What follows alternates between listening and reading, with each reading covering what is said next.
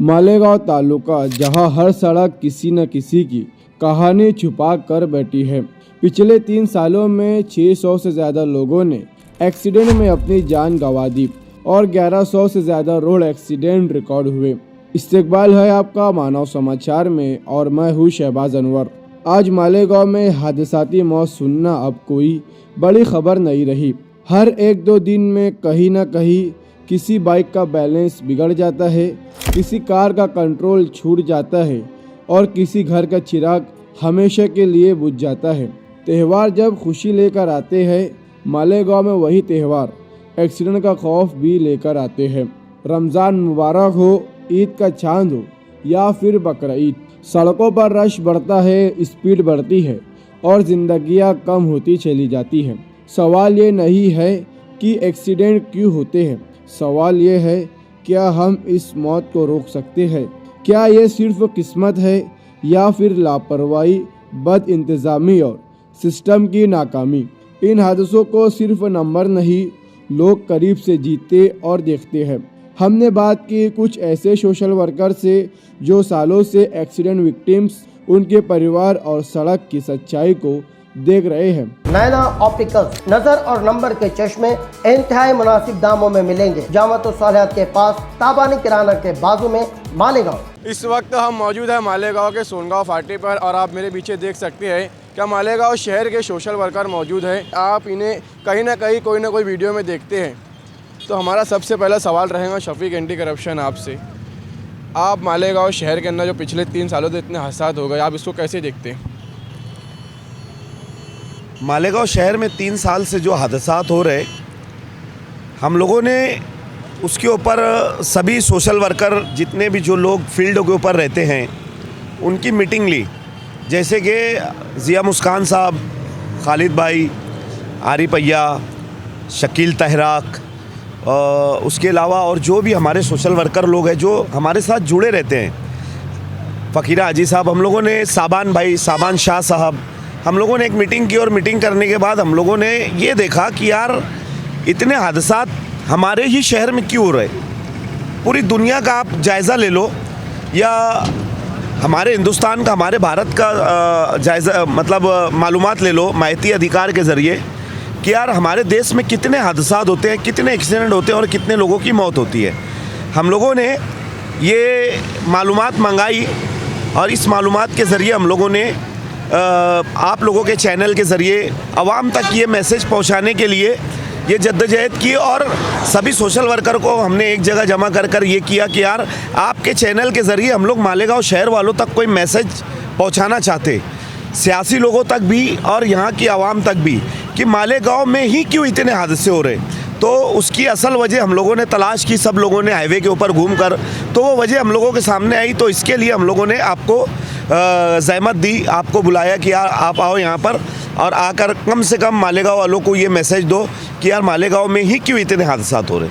जैसे कि अभी डाटा ही बता रहे हैं कि लगभग 3 साल में 1100 हादसात मालेगांव शहर तालुके में हुए हैं और 600 से ज़्यादा लोगों ने अपनी जान गंवाई है। क्या लगता है, आप ज़मीनी लेवल के ऊपर काम करते हो, इन सब हादसा की बड़ी वजह क्या है?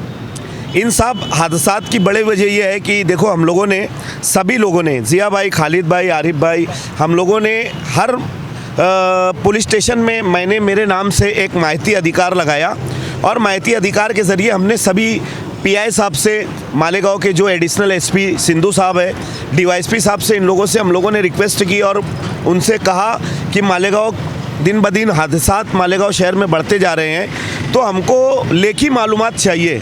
क्योंकि हम लोगों को ये लेकर जो ट्रांसपोर्ट मिनिस्टर है नितिन गडकरी साहब, उनके पास जाना है। तो उन्होंने हमको 8 दिन के अंदर सब पुलिस स्टेशन से मालूमात दी। उसके बाद हमने मालेगांव सामान्य रुग्णालय सिविल हॉस्पिटल से हम लोगों ने मालूमात मंगाई। तो ये मालूमात हम लोगों को ऐसी मिली वहाँ से कि हम लोगों ने 2022 मार्च से हम लोगों ने यह आंकड़ा मांगा था। तो 2022 के अंदर 122 लोगों का मतलब एक्सीडेंट के अंदर इंतकाल हुआ, 122 लोगों का। ये साल पूरा नहीं हुआ, तकरीबन 3 महीना अगर इसमें कट किया जाए तो 9 महीने में 122 लोगों का इंतकाल हुआ। उसके बाद हम लोगों ने जनवरी 2023 से दिसंबर 2023 तक मंगाई, तो उसके अंदर 23 में 129 लोगों का इंतकाल हुआ। उसके बाद 1 जनवरी 2024 से 31 दिसंबर 2024 तक 157 लोगों का इंतकाल हुआ।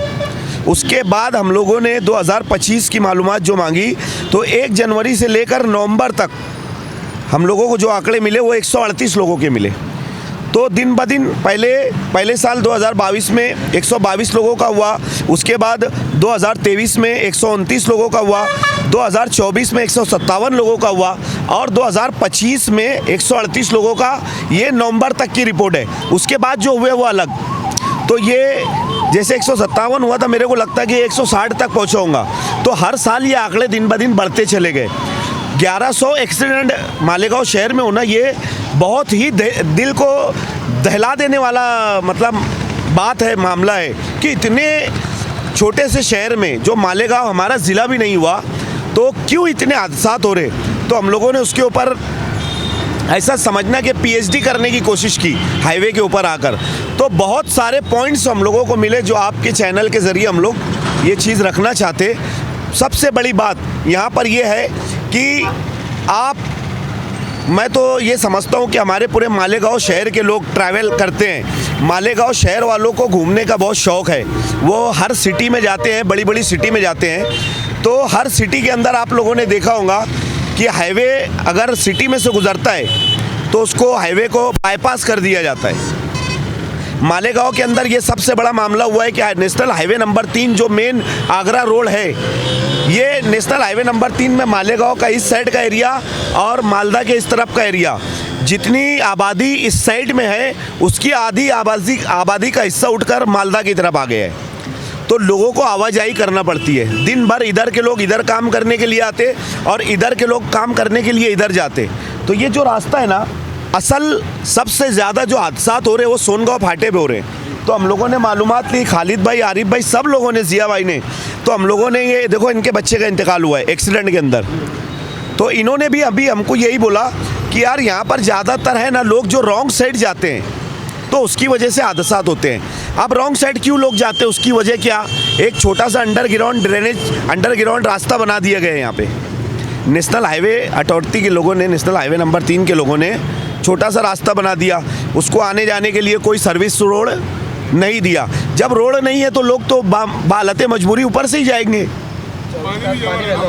और बारिश के अंदर वहाँ 24 घंटा पानी जमा रहता, उसके अंदर लाइट नहीं है, उसके अंदर लोग गंदगी करते। अब जब रास्ते ही नहीं है तो लोगों को बालते मजबूरी ऊपर से रॉन्ग साइड जाना पड़ता है। दूसरी बात, अंधेरा भी रहता, लाइट अभी किधर लगाया, कई लाख गाड़ियाँ इधर से आती है, कई लाख गाड़ियाँ। अब ये जो गाड़ियाँ इधर से आती है ना, तो इनको ये पता नहीं है कि ये इतनी गुंजान आबादी का एरिया है और ये जो शहर है यहाँ पर तकरीबन 9 से 10 लाख लोगों की आबादी है। तो एकदम फास्ट आते सामने से। अभी टेक्नोलॉजी एकदम फास्ट हो गई, तो जो गाड़ियाँ आ रही है ना, उनके इंजन इतने स्मूथ होते हैं ना कि वो गाड़ियाँ एकदम फास्ट निकल जाती है। यहाँ एक छोटा सा ब्रेकर बना के रखा है, अगर यहाँ गर्दी नहीं होना तो गाड़ियाँ यहाँ से ब्रेकर एकदम आसानी से कुदा कर निकल जाती है। उनको ये नहीं पता होता है कि इधर से आने वाले लोगों को क्रॉस इधर करना पड़ता है। ना इन्होंने जेब्रा क्रॉसिंग बनाई है, ना इन्होंने सर्विस रोड बनाया है, ना इन्होंने अंडरग्राउंड रास्ते बनाए हैं, ना यहाँ पर इन्होंने स्ट्रीट लाइट लगाया है और ना यहाँ पर स्पीड कंट्रोल करने के लिए कोई कैमरे का नज़्म किया है। जब इतनी सारी दुश्वारियाँ यहाँ पर हुई है तो क्यों नहीं हादसात होंगे। पहली बात तो मालेगांव शहर में रहने वाले जो हमारे मज़दूर भाई है वो हफ्ता भर लूम चलाते और कुछ लम्हे के लिए वो हाईवे पे सैर व तफरी करने निकलते। अब उनको नहीं पता रहता है कि ट्रैफिक के नियम क्या है। जब नेशनल हाईवे वालों ने हमारे साथ वेबसाइट नहीं की हमारे लोगों की, तो उनको नियम कहाँ से पता रहेंगे। एक सबसे बड़ी असल वजह ये है। दूसरी बात ऐसी है, मैं आपके चैनल से ये बोलना चाहता हूँ कि अभी हमारे लोगों ने यहाँ पर बोला कि कैमरे नहीं है, स्ट्रीट लाइट नहीं है, तो कहीं ना कहीं हम लोगों के साथ सौतेला सुलूक हो रहा है। इसलिए ये हाईवे के ऊपर इतनी सारी दुश्वारियाँ पैदा हो रही है और इतनी सारी मौतें हो रही है। देखो अभी ये खालिद भाई को एक फ़ोन आया है ना, एक एक्सीडेंट अभी जस्ट हुआ है हाईवे के ऊपर, 40 गाँव फाटे के ऊपर। तो अब क्या करेगा आदमी। मतलब ऐसा समझो कि ये मालेगांव शहर दिन ब दिन मौत का गड़ा बनते जा रहा है। इतनी मौतें कहीं नहीं होती जितनी मौत मालेगांव में होती है। अगर एक हाईवे जैसे जोड़गा हाईवे, जोड़कर देख लो आप, एक देहात है छोटा सा, वहाँ से भी हाईवे गुजर रहा है, लेकिन वहाँ पर पूरे नियम है। उन्होंने सर्विस रोड दिया है, ब्रेकर बनाया है, वहाँ पे स्ट्रीट लाइट लगे हुए हैं। तो इन्होंने हर देहात के अंदर ये किया है। क्यों किया है, इसकी असल वजह मैं आपको बताता, क्योंकि वो लोग जागरूक रहते हैं, उनकी कौम को लेके वो जागरूक रहते हैं। हमारी कौम को लेकर हमारे लीडर जागरूक नहीं है। हमारे लीडर जो है वो सिर्फ एक दूसरे के ऊपर कीचड़ उछालते हैं, लेकिन फील्ड पे आके काम नहीं करते कि यार क्या दुश्वारियाँ हैं। जबकि ये लीडरों का काम है, लीडरों ने आकर लड़ जाना चाहिए और हमको सर्विस रोड बना के दो, हमको स्ट्रीट लाइट लगा के दो, हमको स्पीड कम करने वाले कैमरे लगा कर दो, अंडरग्राउंड रास्ते बना कर दो। ये सारी चीज़ जो रोड जाते के वहाँ, हाँ चलें, ये सारी चीज़ें हमारे लीडरान ने करना चाहिए। तो मैं आपके चैनल के ज़रिए से यही कहना चाहता हूँ कि हमारे लीडरान से कि खुदारा देखो, ये बहुत ज़्यादा हादसा हो रहे हैं। कब किसके घर का कोई आदमी निकल जाए इसका कोई भरोसा नहीं रहता है। कई चीज़ें तो कई बार तो हम लोगों ने ऐसा देखा कि जिनके घर कोई कमाने वाला नहीं रहता उनके घर भी मौत हो जाती है। पीछे अभी रमज़ानपुरे में हुआ था एक हादसा, उनके घर में कोई कमाने वाला नहीं, 3 लड़कियां, एक माँ, आदमी उनके वहाँ कोई नहीं। ये एक लड़का था, वो लड़के का भी एक्सीडेंट में मौत हो गई उसकी। तो ये ऐसे सारे मामलात हमारे शहर के अंदर है कि ये NHAI वाले जो नेशनल हाईवे अथॉरिटी के लोग हैं, डिपार्टमेंट के लोग, नेशनल हाईवे नंबर 3, उन लोगों के आपके चैनल से ये बात हम लोग उन लोगों तक पहुंचाना चाहते हैं कि मालेगांव शहर के अंदर शायद उन लोगों को पता नहीं होगा कि यहाँ पर 10 लाख लोगों की आबादी है। पहली बात ये। दूसरी बात कि यहाँ का जो उन्होंने डिज़ाइन बनाया है, अब ट्रैफिक बढ़ने की वजह से, गाड़ियाँ बढ़ने की वजह से, देख लो 2 गाड़ी जा रही है ना। अब उसके आगे देखो, उधर बाजू में उधर गड्ढा है और 2 व्हीलर वाले को निकलने के लिए जगह नहीं है। अगर 2 ट्रक निकल जाए ना, 2 ट्रक आ जाए ना, तो तीसरा 2 व्हीलर वाला गुजर नहीं सकता। ये सबसे बड़ा टेक्निकल मसला यहाँ पर है। उसके अलावा उन्होंने ये जो बीच में ये जो क्या बोलते हैं इसको, डिवाइडर बोलते हैं, ये डिवाइडर नहीं बोलते इसको, बीच में जो रास्ते का इधर आवाजाही के लिए, इधर से जाने के लिए, इधर से उधर जाने के लिए, तो ये जो बनाया है, देख लो, ये यहाँ से अगर ये इसको शॉर्ट कर देना, एक गाड़ी कम से कम गुजर जाएगी, इधर भी बढ़ जाएगा, इधर भी बढ़ जाएगा। दूसरा जो दोनों तरफ इधर स्लोप हो गया है, इधर भी और इधर भी, अगर उसको भर कर इन लोग उसके ऊपर जो हमारे ये रास्ता होता है सर्विस रोड, अगर वो सर्विस रोड कर देना तो बहुत सारे मसले यहाँ पर हल हो जाएंगे। तो हम लोग आपके चैनल के ज़रिए नेशनल हाईवे नंबर 3 के जो इंजीनियर हैं उन लोगों को ये सजेस्ट करना चाहते कि ये जो बीच में डिवाइडर है इसको छोटा करे, सर्विस रोड उधर भी करे, सर्विस रोड इधर भी करे। जहाँ पर अंडरग्राउंड रास्तों की ज़रूरत है वहाँ पे अंडरग्राउंड रास्ते करे। रेगुलर अपना गिरना ब्रिज से लेकर 40 गाँव फाटे तक पूरी जगह पर ये लोग स्ट्रीट लाइट लगाए। उसके अलावा जो कैमरे हैं, कंट्रोल स्पीड कंट्रोल कैमरे जिसको बोलते हैं, वो लगाए। अगर कोई स्पीड में जाता है तो उसके ऊपर चालान करे। ये सारी चीज़ें यहाँ पर अगर करेंगे तो कहीं ना कहीं हादसात रुकेंगे। ये हम लोगों ने इतना मतलब सर्वे किया है, इतनी मालूमात हम लोगों ने ली है, इसके वजह से ज़्यादा हादसात हो रहे हैं। दूसरे सोशल वर्कर जिया मुस्कान मौजूद है। आपने भी एक्सीडेंट काफ़ी करीब से देखा है। एक एक्सीडेंट सिर्फ एक इंसान को बर्बाद करता है या पूरे घर को बर्बाद करता है? एक एक्सीडेंट जो है वो पूरे घर वालों को मजबूरी बेबसी के अंदर लाचारी में लाकर छोड़ देता है। क्योंकि अगर कोई इकलौता बेटा हो या भाई हो या सवार घर का अगर एक व्यक्ति काम करने वाला है जिससे पूरे घर का निज़ाम चलता है और उसका इस तरीके से अगर सड़कों पर एक्सीडेंट और उसकी मौत हो तो उसके साथ साथ वो तो चला जाता है, मगर उसकी बीवी, उसकी माँ, उसके बहन, उसके भाई, ये सारे लोग इस कदर की तकलीफ में आ जाते हैं। क्योंकि एक्सीडेंट होने के बाद लोग वक्तीय तौर पर मैयत में आते हैं, उस टाइम में बस जो भी हमदर्दी होती है, मगर उसके जाने के बाद जब कुछ वक्त गुजरता है तो घर वालों के हालात बहुत बद से बदतर हो जाते हैं। जो उसके बच्चे होते हैं उन बच्चों का सही तरीके से तालीम और तरबियत और जो बाप की एक सबक़त होती है हयाती में, वो चीज़ उन बच्चों के सर से उड़ जाती है और वो बच्चे यतीम हो जाते हैं और उनका कोई पुरशान हाल नहीं होता। और यही कंडीशन की वजह से वो बच्चे आज जो है तो कम उम्र में 12-15 साल 14 साल की उम्र में जिस बच्चे को आला तालीम हासिल करने के लिए स्कूल कॉलेजेस जाना चाहिए, वो बच्चा पावर लूम चलाता है या तो त्रासन भरता है या फिर होटलों में पचरी करता है। तो ये इसकी बुनियादी वजह एक देखी जाएंगी ना तो ये भी है कि अगर कोई व्यक्ति का एक्सीडेंट में इंतकाल हो रहा है, कोई आदमी का, कोई नौजवान का या कोई शख्स का, तो उसके घर वालों की ये सिचुएशन होती है। अभी सफीक भाई ने आपको पूरी तफसील बताई शुरू से आखिर तक की। तो मैं यहाँ पर ये बात लेकर आया हूँ कि गुज़श्ता चंद महीना कबलों की बात है, इसी रोड पर लब्बैक होटल के पास मैं मेरी फैमिली के साथ जा रहा था। उस वक्त तो देखा मैं मोटरसाइकिल के ऊपर शौहर बीवी और उनके 4-5 बच्चे एक मोटरसाइकिल के ऊपर।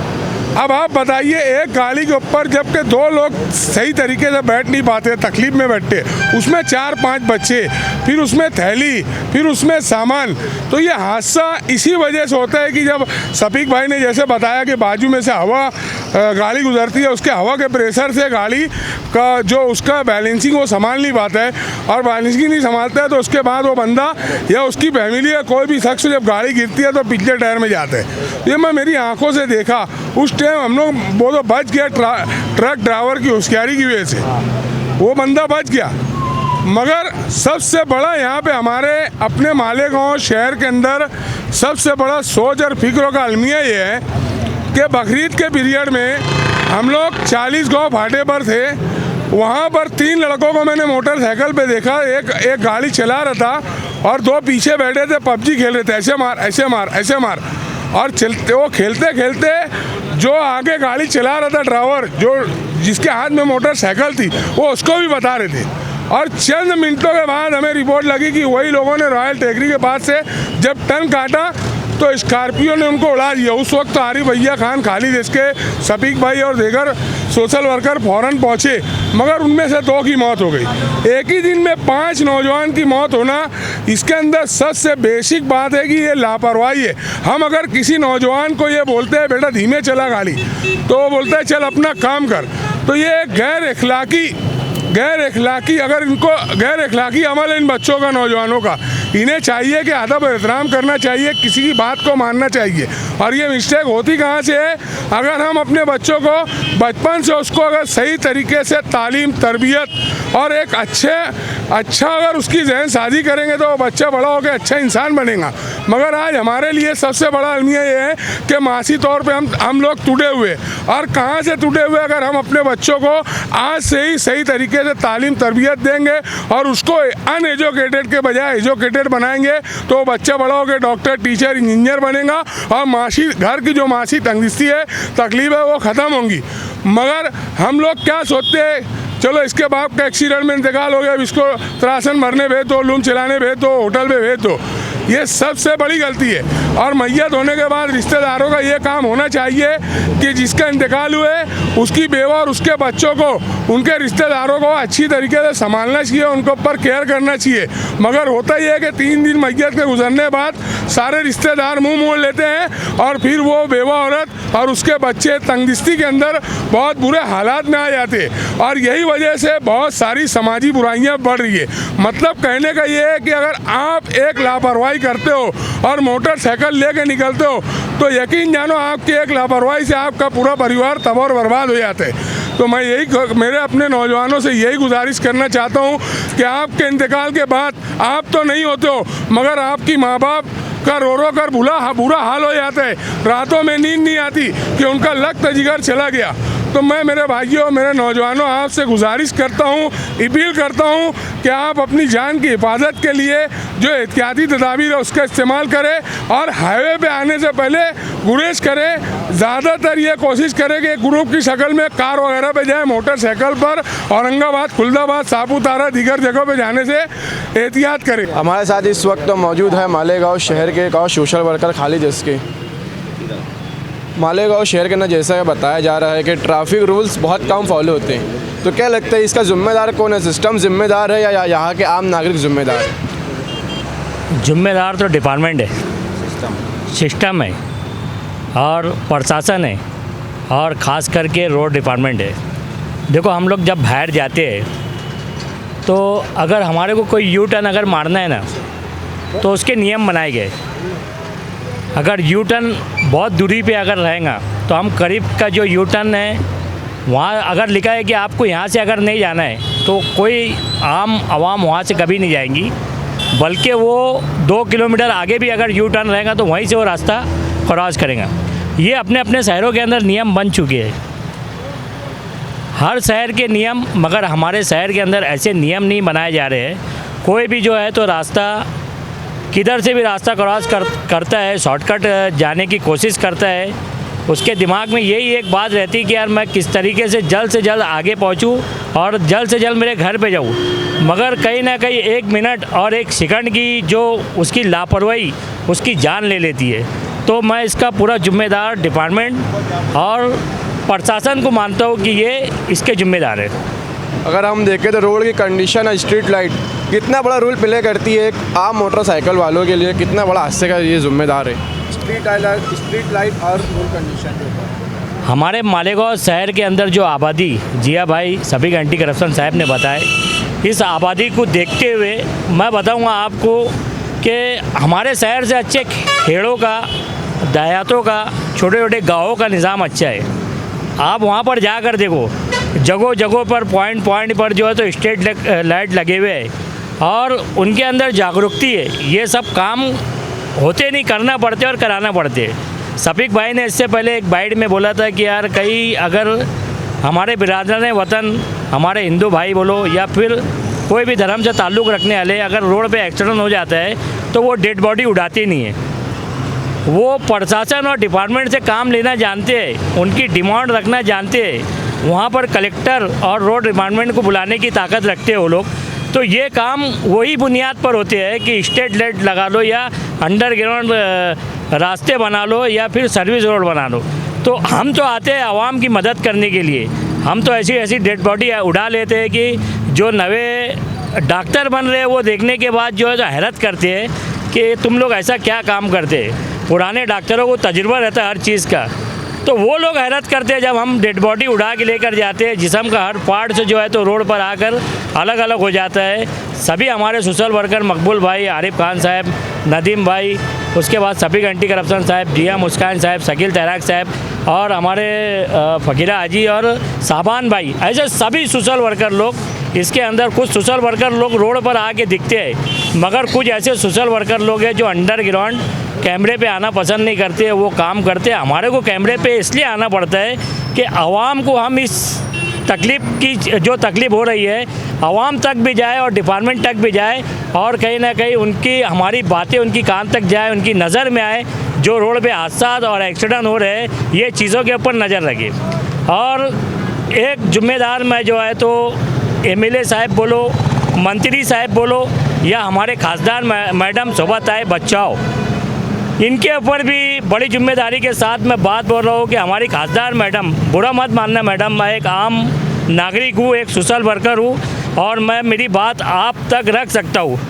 मैं इस देश का नागरिक हूँ। हमारी मैडम जब भी शोभाताई बचाओ आती है तो 4-5 लोगों को साथ में ले जाती है। आप जाओ, हमारे को कोई इनकार नहीं, कोई नाराज़गी नहीं।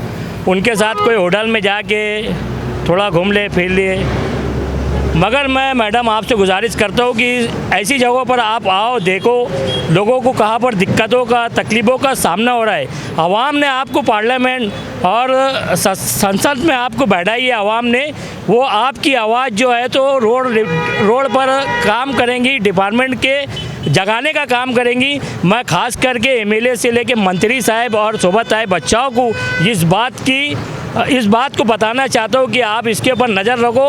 हमारे जैसे जो सोशल वर्कर रोड पर आते हैं और आप तक जो है तो बात पहुँचाते हैं, इसके ऊपर आप नज़र रखो। कहाँ पर आवाम जो है तो तकलीफ़ों का सामना कर रही है। जब घर में किसी की अगर मौत हो जाती है तो हमने हमारी आंखों से देखा है, और कई बेवा औरतें जो मुसलमान औरतें रहती है, इद्दत में बैठती है, जब इद्दत में से उठने के बाद वो हमारे जैसे सोशल वर्करों के पास आते हैं कि भैया हमारा कोई पुस्काने हाल नहीं है। मैयत के 8-10 दिन के बाद लोगों ने हमारा ध्यान दिया, ख्याल रखा, हमारे ऊपर तजुर्बा हर तरीके से ध्यान दिया, हमारे ऊपर भाती का खिलाए, ये करे वो करे।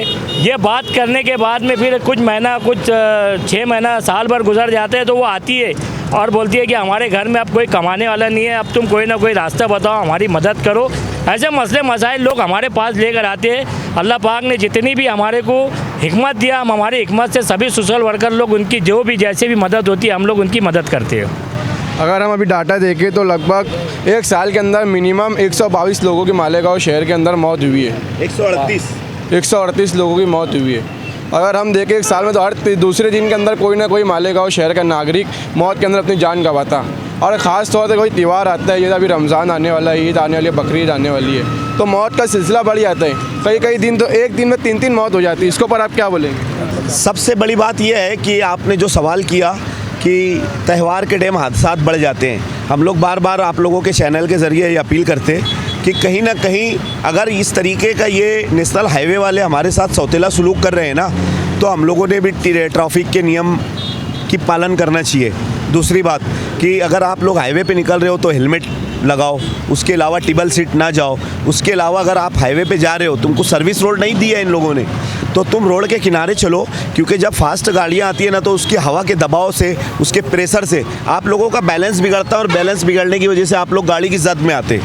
तो ये सारी चीज़ों का आप लोग नियम फॉलो करो और उसके बाद आप हाईवे पे निकलो, आपको कोई मनाही नहीं है। लेकिन जाने से पहले ये सोच लो कि आपके पीछे आपका बच्चा आपका इंतज़ार कर रहा होगा, आपके जाने के बाद आपके घर में आपकी माँ आपका इंतज़ार कर रही होंगी, आपके जाने के बाद आपके घर में आपकी बीवी आपका इंतज़ार कर रही होंगी, आपके जाने के बाद आपके घर में आपकी वो बहन जिसकी आगे चल के शादी करना है वो इंतज़ार कर रही होंगी। तो ये सोच के निकलो, मौत तो सबको आनी है, मौत बरहक है, लेकिन हम लोग ऐसा समझते हैं कि यार बस मौत हमको अभी आ गई, अब इसके बाद हो सकता दूसरा जन्म मिलेगा, तो हम लोग हीरोगिरी करने के लिए हाईवे पे निकल जाते। तो ये सारी चीज़ों से बचो, हमारा यही बोलना है आप। अभी जैसे माजी के अंदर ही मालेगांव शहर में कई बड़े बड़े हादसे हुए, वो इतने दर्दनाक है कि हम उसको बयान भी नहीं कर सकते।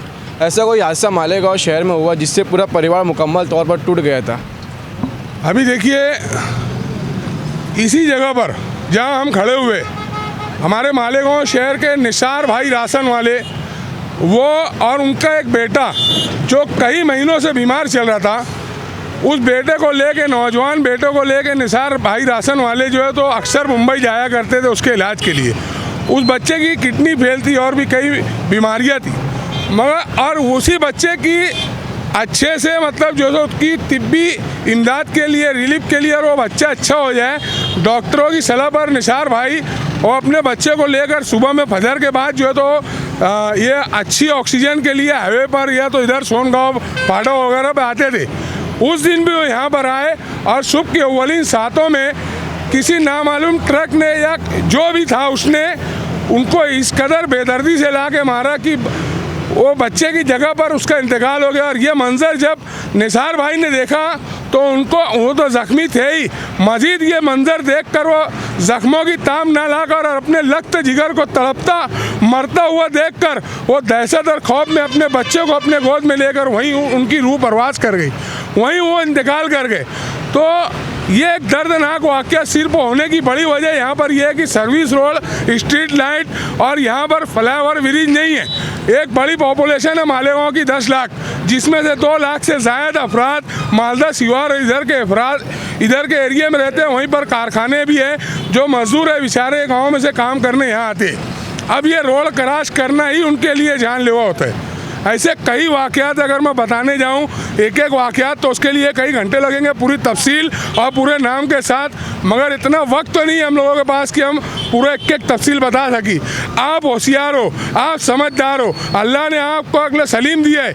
अगर आप एहतियाती तौर से अगर निकलते हो हाईवे पर तो टेबल सीट ना बैठे, हेलमेट पहने और ज़्यादा लंबा सफ़र करने से गुरेज करे और चारों तरफ चौकन्ना रहे। गाड़ी टर्न काटते वक्त पीछे देखते नहीं है कि पीछे से गाड़ी आ रही है, अचानक टर्न काट लेते हैं और हादसा होता है। ये भी एक बहुत बड़ी वजह होती है इसकी। मेरा आपसे आखिरी सवाल ये रहेगा कि एक आम नागरिक, एक आम जिम्मेदार शहर का ऐसी कौन सी छोटी जिम्मेदारी करके बड़े हादसों को टाल सकता? एक आम नागरिक और एक जिम्मेदार अगर वो ये ठान ले कि यार मेरे लिए बहुत कुछ है, मैं बहुत कुछ कर सकता हूँ। देखो, घर का जब बड़ा सरपरस्त, बाप बोलो, दादा बोलो, चचा बोलो, घर का एक जिम्मेदार जब चले जाता है घर में से, तो घर यतीम नहीं हो जाता है। अल्लाह पाक जो है ना रास्ते बना देते। और वो कहावत सुने होंगे आपने कि मच्छी के बच्चे को तैरना नहीं सिखाना पड़ता। तो अल्लाह का निज़ाम है, अल्लाह ही जानता है। और अल्लाह पाक की मखलूक ज़मीन से लेके आसमान, समंदर से नदी नाले, चरिंदे परिंदे, ये अल्लाह की जात है कि उन तक रिस्क पहुँचा रहा। हमारी कोई औकात नहीं, कोई हैसियत नहीं। मगर घर का एक जो जिम्मेदार शख्स है, अगर हाईवे रोड के ऊपर ये जिम्मेदारी समझ के अगर चले कि मेरे पीछे मेरा घर है, दार है, परिवार है, बच्चे हैं, नानी है, नाना है, दादा है, दादी है, तो वो अपनी जान की हिफाजत कर सकता है। जी हाँ, मुस्कान साहब ने बोले कि यार बहुत से नौजवान लोग जो है तो रोड पे जब गाड़ी चलाते हैं तो हम उनको समझाते हैं, हकीकत है ये। अभी कुछ नौजवान बच्चे जो है तो इंस्टाग्राम पे वीडियो बनाने के वास्ते बाकायदा गाड़ी की रेस लगा रहे हैं, जिस वो इंस्टाग्राम की वीडियो की वजह से भी उनका एक्सीडेंट हो रहा है। बहुत से नौजवान बच्चे जो है तो मोबाइल के ऊपर बात करके गाड़ी चलाते हैं, उसकी वजह से भी एक्सीडेंट हो रहा है। बहुत से नौजवान बच्चे जो है तो रास्ता क्रॉस करने में लापरवाही करते हैं, आजू बाजू दाएं बाएं देखते नहीं है, गाड़ी किधर से आ रही है, किधर जा रही है, उसकी वजह से भी एक्सीडेंट हो रहे हैं। कंपनी ने हर गाड़ी के अंदर आईने दिए, देखो ट्रक के अंदर भी आईने दिए, टू व्हीलर गाड़ी में भी आईने दिए। साइड ग्लास देने का मकसद ये है कि ये नहीं है कि यार उसके अंदर हमारे चेहरे देखना है, कहीं धूल मट्टी लगी है तो उसको साफ़ करना है या उसको देख के मेकअप करना है। ये तो वक्तिया तौर के लिए तुम इस्तेमाल कर सकते हैं, मगर कंपनी ने जो साइड ग्लास दी हुई है वो साइड ग्लास को आप आगे गाड़ी चलाते हुए साइड ग्लास में भी आप देख सकते हैं कि पीछे गाड़ी आ रही कि नहीं आ रही। साइड ग्लास आपको इशारा दे रहा है कि आपके पीछे गाड़ी कितनी स्पीड में चल रही, क्या चल रही है। ध्यान दे के, तवज्जो दे के अगर रोड पे चलेंगे, कई हज़ारों लोग चलते, कई लाखों लोग चलते, तो वो अपनी एक जिम्मेदारी समझ के चलते हैं कि यार मेरे पीछे मेरा घर है, दार है, परिवार है। तो हर नौजवान शख्स अगर ये जिम्मेदारी समझ के रोड पे चलेगा, आने वाले वक्त में इंशाअल्लाह ताला अल्लाह की ज़ात से उम्मीद है कि रोड पे जो हादसा एक्सीडेंट हो रहे हैं वो कम हो जाएंगे। इसके साथ हमारे साथ मौजूद है सोशल वर्कर फ़कीरा हाजी। हाजी साहब, आज आप मालेगांव शहरियान से और ख़ास तौर से नौजवान यूथ से क्या अपील करेंगे?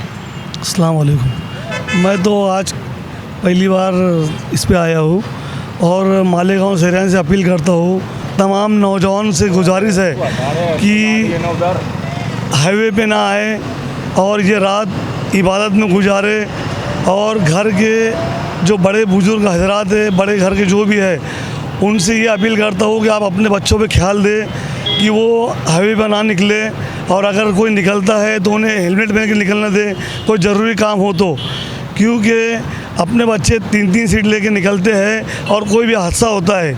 तो आज की जो रात है, इबादत की रात है, उसे अच्छी तरह से गुजारे, बस इतनी अपील करता हूँ। अस्सलाम वालेकुम। एक्सीडेंट एक पल में होता है लेकिन उसका दर्द जिंदगी भर रहता है।